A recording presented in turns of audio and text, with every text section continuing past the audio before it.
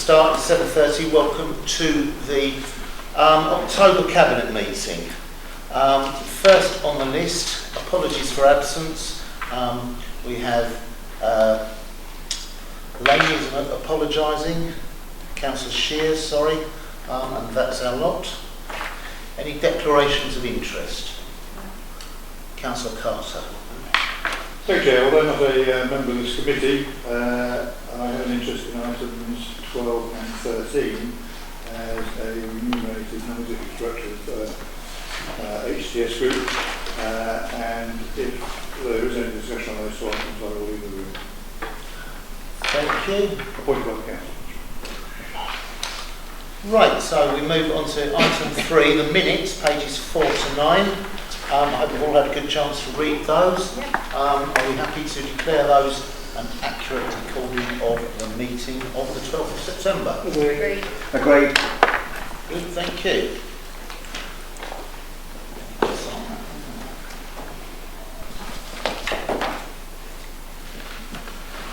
So, any matters arising? None. There are no written questions from the public. There are no written questions from the councillors. We move swiftly on to 7. There are no petitions. And we move on to the forward plan, pages 10 to 22. I'd just like to, Cabinet, draw your attention to a couple of things in the forward plan. I'll just give me time to find my page.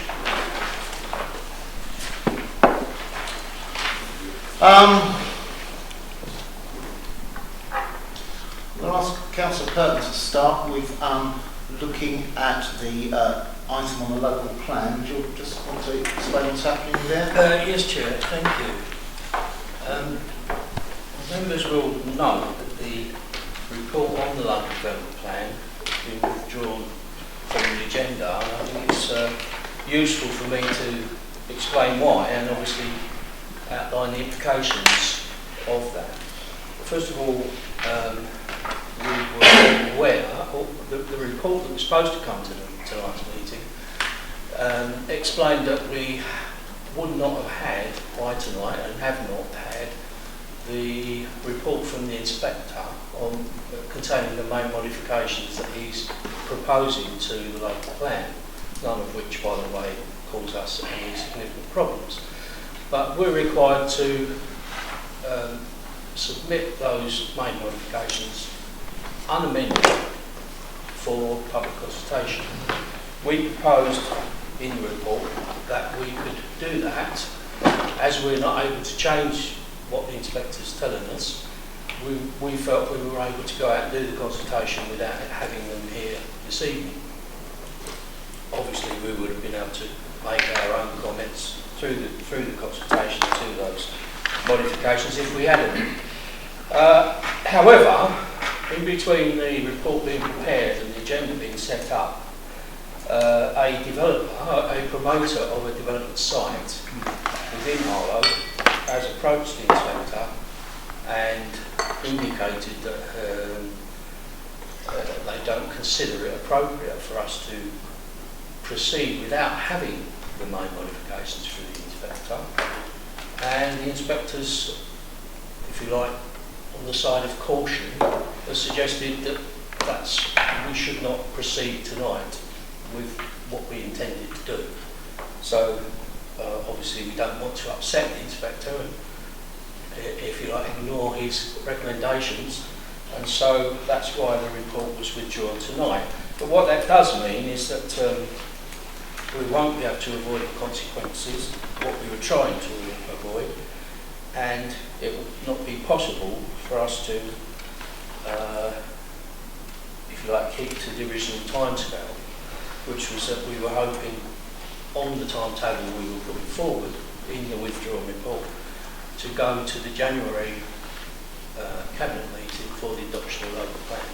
That will now have to be delayed to at least the 27th of February. So that's the, if you like, the consequences of us following the inspector's recommendations. Thank you, Thank you, Councillor Purton, for that information. There are two other changes.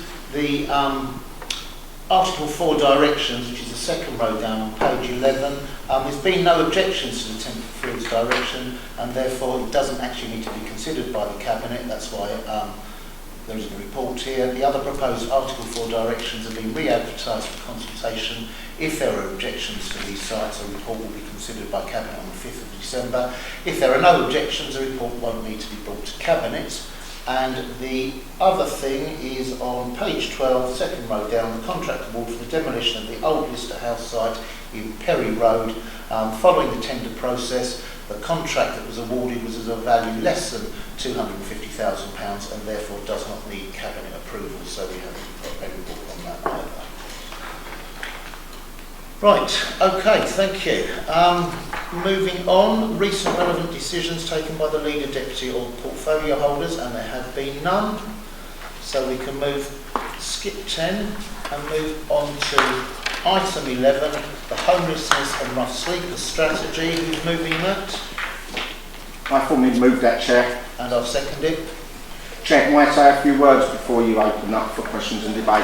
Please do. Obviously, it's a great privilege for me tonight to bring this report to Cabinet. It's been long overdue. It's been a very comprehensive piece of work.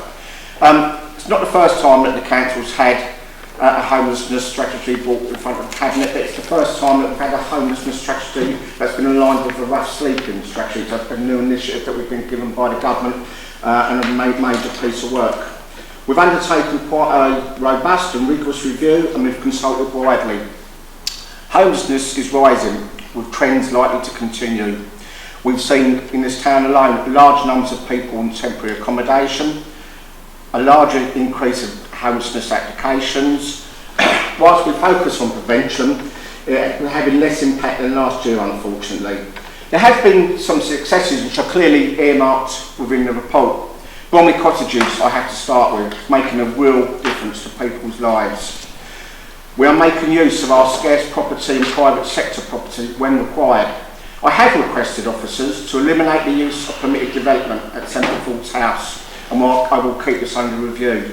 I know that the Council has requested a requirement to change the law in this regard and to stop local authorities discharging the homelessness duty in Harlow at unsuitable housing conditions.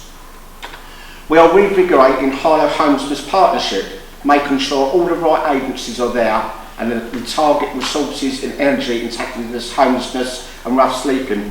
Clearly, this is an issue that Harlow Council can't tackle alone. I've certainly learned in my time under housing, particularly in rough sleeping, that it's a very complex issue and people become rough sleepers for very many issues. So partnership working is a very important part of this policy and strategy. You'll see that we've put more resources into our homelessness team. In the last 2 years, this administration has put extra money into tackling homelessness as the increases. Whilst I'm proud of this strategy, Harlow faces significant housing challenges and tackling them is an essential priority for this council. Homelessness will rise over the coming years, and whilst we are proud of our achievements to date, we have been successful in bidding for government funding to tackle rough sleeping. And we have seen numbers reduce as a result of the innovation that we have within the housing service. But we need more housing. Generally with housing that is generally affordable. The housing register is rising at an alarming rate. We need governments of all persuasions to prioritise housing and funding to address this crisis. You will also see from this document that we've had 3 lots of consultation which are appendixed to this report. We've consulted quite widely, including a consultation with members of this council. And I'd like to place on record my thanks to members from both sides of the chambers that attended this consultation, and I can assure you that you will see many of the ideas that come forward from a very successful consultation go forward. We also consulted with users of these facilities. We also consulted with all our partners. It was a very rigorous piece of information.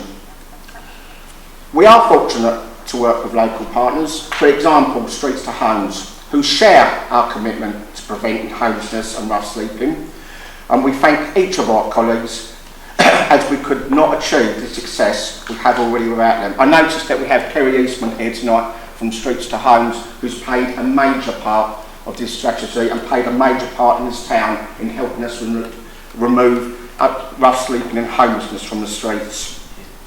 I'm very pleased to endorse this policy and strategy, knowing that it addresses significant challenges that we face, the resource constraint, and focusing strongly on partnership working. Finally, Chair, I'd like to thank the officers, Cara in particular, and her team that have put in a tremendous amount of work into this over the last year or so. It's a very comprehensive document on a very important subject, and I'd like to place on record my thanks to all the officers and Cara's team that has put this really good art all together. Thank you, Chair. Thank you. Any questions? Thank you. Any questions? Councillor Carter. Thank you. Just a couple on, and I will be making some comments afterwards. I have given notice of these questions. The first one is concerns a comment on paragraph 17 of the government report. It's something to which Councillor Wilkinson has already alluded to. But it's why we place people in Templefield's house. Is there nowhere better that we could use? And how long do our residents have to stay there? Thank you. I think Councillor Carter's question is a very relevant question. Obviously, with pressures put within this council on temporary accommodation, we have to see what's used. Consideration is given to space, design, facilities and location. Due to the ongoing increase in local housing need and the acute shortage of suitable housing, the council have currently used a small number of units within Templefield's house. The council is reviewing this at the moment, and as you will see, I've already stated that we've asked officers to stop using Templefield's house as temporary accommodation. We're hoping to do that in under 2 years, but I do stress we're hoping to do that a lot sooner than that. But within 2 years, we certainly will make a commitment to stop using Templefield's house. Due to the changes in the homelessness legislation, and in particular Homelessness Reduction Act, and the new duties imposed on local authorities and the qualifying conditions of the allocations policy, we no longer have an average time for an applicant to be raised in temporary accommodation. Whilst I do certainly agree, I think, around the table about the use of permitted development, it is also worth noting that we have not discharged our duties towards the people that we have placed in the permitted development, unlike the London authorities have. Thank you. Thank you for the comprehensive reply. Just as a sort of detailed question on page 38 of the agenda, there's a table there on the main causes of homelessness. And it always worries me when there's a sudden rise in the other category in 1819. I'm wondering if there's some explanation for that. Thank you. Since the introduction of the Homelessness Reduction Act 2017, the Council had to invest in a new homelessness IT system. It has taken some time to embed the new system and develop the software to ensure that additional reasons for homelessness were included in the software, which was being fully developed. Other than the main reasons for homelessness, all other reasons are documented within the reasons category. For the year 1920, we are aiming to ensure that all reasons are broken down and reported specifically, rather than listing reasons for homelessness as other. Thank you much. Any other questions? Anybody want to make some comments? Councillor Charles. Thank you, Chair. I welcome this homelessness strategy, and I have a few comments I want to make about the general principles and some of the issues that all councillors face in their duties when they come up against difficult situations, particularly casework, where someone is in a position, perhaps a crisis at home, where they are unfortunately placed in a homelessness position. I have two particular cases that stick out to me in Old Harlow, where one individual, it was literally the final week of the Christmas period, was homeless in the freezing cold and called me in desperation because they hadn't been able to get through to the council. And I'm not passing blame onto the council or anything like that, but what I reflect on that case when we eventually did get through to the council is that we always need to be mindful of watching out for where we have these cases, particularly in winter months when it's very, very cold, that we're able to identify these individuals that may be vulnerable to homelessness and be in a position where we can respond rapidly to support them. And I'm sure that all councillors would recognise that. The second case that sticks out to me in particular is when you have individuals who are very sadly suffering a mental health crisis. And in that situation, where they are homeless and perhaps agencies have struggled to manage their behaviours and they feel that they've got nowhere else to turn, the types of interventions that the council in support of other agencies to actually manage and support those individuals is really vital as a community leader. And we should always be mindful of that where we have individuals who very sadly are in that situation. And I know that that is reflected in this strategy, but I just wanted to reflect on that because there are two individual cases I've dealt with in Old Harlow, as I'm sure other councillors have, where this has come up. But more broadly than that, I think that there needs to be a very clear pathway, particularly when I have worked with a particular church on their homeless project, which I've done for a number of years now. Those individuals that are who do have certain mental health issues or other health-related problems that have contributed to their homelessness, that we have a pathway, a very clear and distinct pathway where we can try and help them as much as we can to re-enter society, if I can use that sort of language. I know that it is referred to in this strategy, but it has to be crystal clear between not just the council but other agencies in order that we can achieve that. I'd also like to pay tribute to Kerry Eastman, who, as everyone knows, does a fantastic job for this town and the charity itself that empowers individuals where it can to change their life course and see a different path for them. And it's a celebration of Kerry and her team that they've been able to change many lives in this town, and we should always recognise that. But I would also just pay tribute to the churches who I've worked with, and I know that other councillors and former councillors have continue to do so, because they are there in the winter months supporting those individuals and offering them somewhere to stay. And that is a credit to our town, it's a credit to civic society more generally, and that's why I principally support the main and key features of this homelessness strategy. Thank you, Chair. Councillor Carter. Thank you, Chair. Councillor Wilkinson has probably sort of taken away a number of things I was going to say, and I fully support I think almost everything he said. It is a very comprehensive, well-presented report, well-researched, well laid out, and easy to understand. And on top of the thanks to the team, I'd also like to thank Amanda Lucas, our design team, for the graphics that she's put in there. It is a well laid out, and obviously appreciate all the work that's gone into it, but it doesn't detract from the seriousness of it. The previous speakers have already gone into the issues. The council and its partners, especially Streets to Homes, have been working hard and well together to deliver the solutions that the people require. And I'm very pleased to see Kerry here tonight to see this report going through, and also to hear the compliments being paid to her and her team.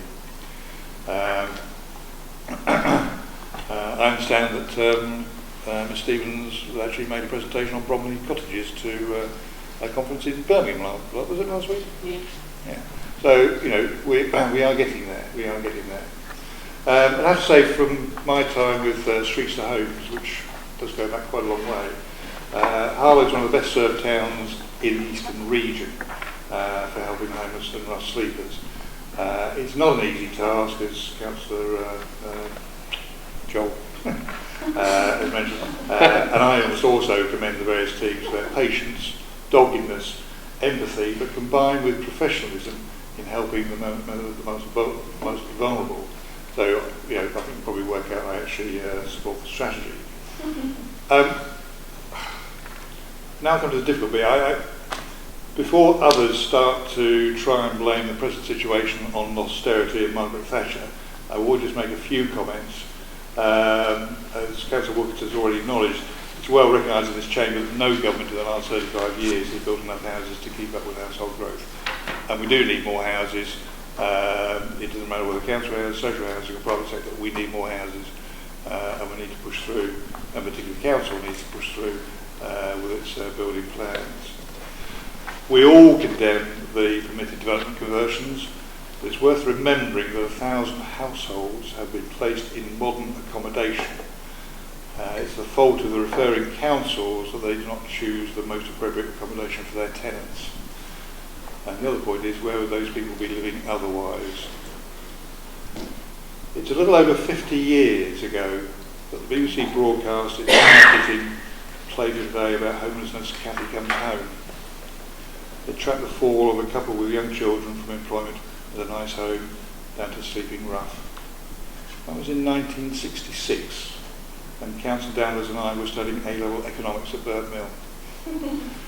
Coincidentally, Shelter, the housing charity, started the same year, and Crisis, another homeless charity, started the following year. So homelessness and rough sleeping is not a new issue.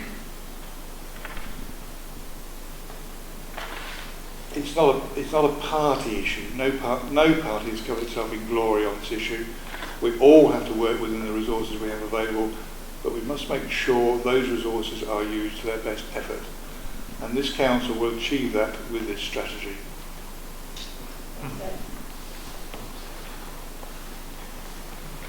Any other comments? So much economics got any more comments. Okay, first of all, I'd like, if Cara wants to supplement any of my comments, obviously she has more detail than I do, but there was some really interesting comments there by both Cara and Councillor Charles. It's quite interesting, Councillor Charles rightly mentions about people in the cold, and it's a very subject close to my heart, but I think it's worth us remembering and singing from the rooftop that we have a severe weather protocol in this council that actually last year we extended to 4 months. And an issue that I know I've taken up with the leader of the council, and he's taken it further. I think it's worth noting that we're the only local authority in Essex that has a severe weather protocol, and that is quite a shame for many authorities in this county, and I think it's something we need to look at. I think Councillor Charles is also quite correct to talk about mental health. Rough sleeping, as I said in my opening remarks, I've discovered certainly over quite a few years now, it's a very complex issue. It's not as straightforward as some people do. And one of the things I'm really pleased about within this report, you'll see a graph with a list of many, many partners that we're working with. And what's really good, and I understand the comments about the graphics, because the graphics are really good. It's a jigsaw, but within that jigsaw, there's pieces missing. But that it's a never evolving jigsaw. At a later stage, we can add another piece of that jigsaw with another partner. And that's quite important in this document. It's a working document and we need to make progress on it. And there's obviously been some comments made about streets to homes, which already I've echoed, and I'm certainly well aware of my views on the subject. But I think it's actually worth thanking a lot of the partners that are also involved with the partnership that we have. It's not just us and streets to homes. I said earlier that the council can't fix this on its own, and no one's ever going to fix this on its own. You're only going to fix this issue working with partners, and that's more than sort of 3 partners. There's a whole raft of health authorities that are involved in our partnership, various issues. There's alcohol and drugs partnerships that are involved with those issues, and we need to really work together closely with all partners to try and drive this important forward. Now, unless I've missed anything technical that can't note, okay. Thank you very much. That's my summing up. Thank you, Chair. Thank you. Okay, do we accept recommendation A, the updated Harlow Homes and Clustering Strategy? Agreed. Agreed. Thank you. So then we come on to item 12, the contract award of the Neptons Building Management, which is on page 89 to 114. Who's moving that? I formally move this, Chair. Sorry, wrong one. It's your way, I'm next. I'm happy to propose 2 recommendations that are on page 89, and I'd just like to take the opportunity, once it's seconded, just to give some clarification on them. And I'll second it. Thank you, Chair. I just want to give clarification in relation to recommendation 1. You will notice that the contract splits into 2 parts. One is in relation to facilities and the other is landscape management. The facilities also breaks down into 2 parts, which is the day-to-day cleanliness of the building, but also we are going to award HTS the opportunity to manage the facilities, the electrics, the lifts and other activities over these ones. The landscaping contract will not commence until April 2020 because we've already got a pre-existing contract with a company at the present time, but we'll run those in. The reason why we have put in an option in relation to a break clause is clearly HTS is under a review regarding best quality, best value, and I think this council has to assure itself that actually this is the right place to put these contracts if we are going to go for 5 years. Certainly also finally, as the economic development cabinet post, what we also need to be absolutely assured is when this contract is duly committed, HTS, this is a contract above and beyond what they currently do. We do not want to be seeing any dilution or dilution even of any activities that they currently run on behalf of the council. So on those 2 points, I'm happy to take any particular points. Or No, I'll second it. Any questions? Comments? Comments? Thank you, Chair. I welcome this report and I'm grateful to the portfolio holder for breaking down in a bit more detail the contract split and the phasing. All I would say about these contracts, I actually think it is important for HTS to have a diverse portfolio where it is allowed to under the scope of a local authority trading company, because actually it helps propel organisational momentum and focuses the business model actually extending its reach and bringing best value to taxpayers in the town. So that's why I welcome this report and the fact that they are taking on the maintenance contracts in this form. And actually I think that this is something HTS should further explore as you look at the quality and the value that you get from a local authority trading company like HTS.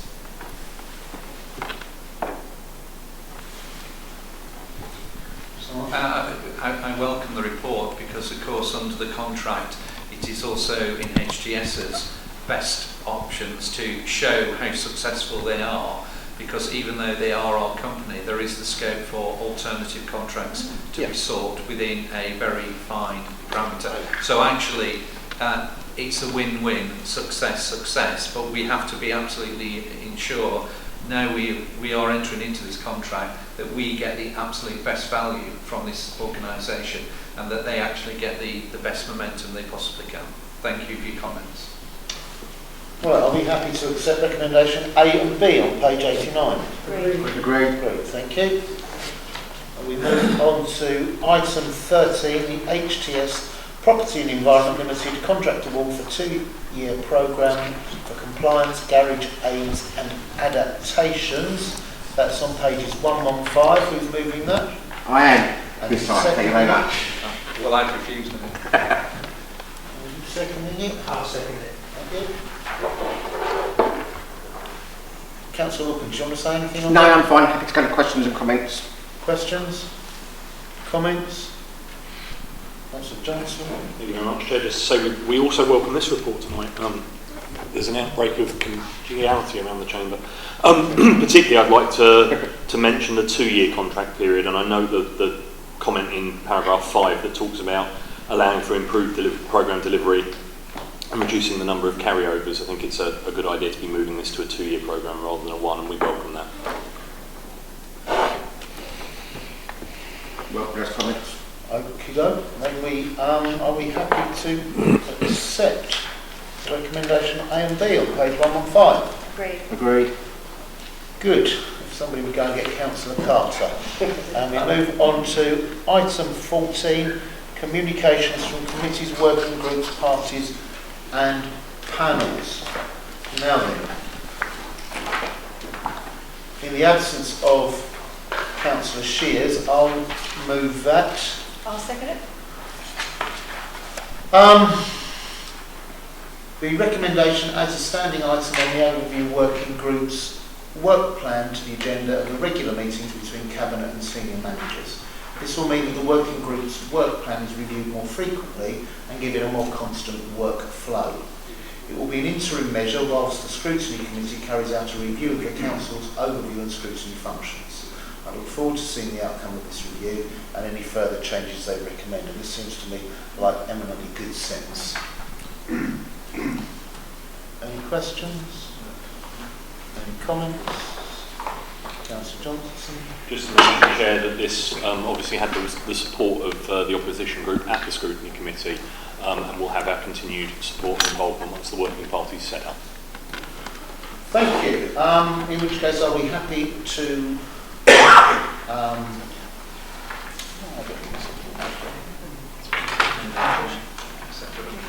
do we accept that recommendation? Yes, that's what we do. Agreed. Thank you. It's on the wrong page. There are minutes from the Housing Standards Board, two from the Housing Standards Board, one from Harlow's Local Highways Panel, and one from the Housing Standards Board. I intend to take those en bloc, unless anybody significantly wants to tease anything out. Do we note those minutes? Thank you. And there is no matters. Sorry, Chair, you did specifically mention the highways panel. Oh, I think I did. But, Did you? Well, I apologise. I was waiting for it to come up. Do you want to say something about Highways Panel? Yes, Chair. I just wanted to point out that attached to the minutes of the Highways Panel are the documents that were part of a presentation given by Essex County Council on the major schemes in Harlow, and I think it's worth noting that we're moving from the rather large scale or rather vague details of schemes. In these drawings we're moving on to specific proposals, physical proposals, which I wouldn't want anybody to think that we actually have endorsed them, even though they were reported to the panel. Some of the proposals we don't think are aspirational enough, and we are having those continuing discussions. I just wanted to make that point, so that if we note this report, we're not passing over the fact that the report, the documentation that was included in the major schemes update from the Essex County Council are not accepted by us at the present time. Right, those further points are accepted. Thank you, Councillor Curtin. Are we happy to note the 4 reports on block? Yes. Noted. At which point we can say there is no matters of further business. Draw the meeting to a close. Thank you.